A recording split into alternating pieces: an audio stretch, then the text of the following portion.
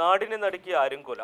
ഒരു ദുർമന്ത്രവാദി ഒരു കുടുംബത്തെ വരുതിയിലാക്കുകയും അവരെ കുറ്റകൃത്യത്തിലേക്ക് നയിക്കുകയും ചെയ്ത ഇലന്തൂരിലെ നരബലിക്ക് സമാനമായ സംഭവമാണ് കട്ടപ്പനയിൽ അരങ്ങേറിയത്.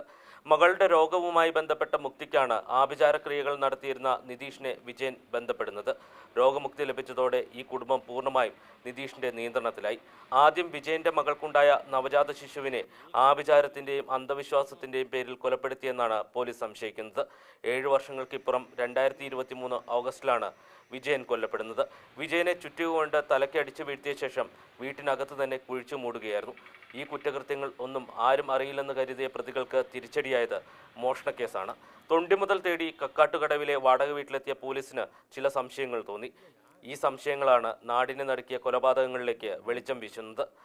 മോഷണക്കേസിൽ റിമാൻഡിൽ കഴിഞ്ഞിരുന്ന നിതീഷിനെ കസ്റ്റഡിയിൽ വാങ്ങി നടത്തിയ ചോദ്യം ചെയ്യലിന്റെ ആദ്യ മിനിറ്റുകളിൽ തന്നെ പ്രതി കുറ്റം സമ്മതിച്ചു.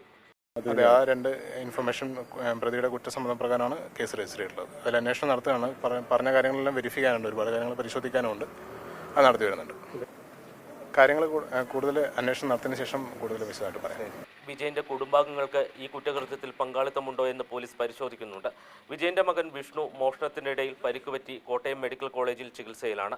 ഇയാളെയും വിശദമായി ചോദ്യം ചെയ്യും. വിജയനും കുടുംബവും താമസിച്ചിരുന്ന വീട് പോലീസിന്റെ നിയന്ത്രണത്തിലാണ്. വീട്ടിനകത്ത് കുഴിച്ചുമൂടിയ മൃതദേഹം നാളെ പുറത്തെടുക്കും.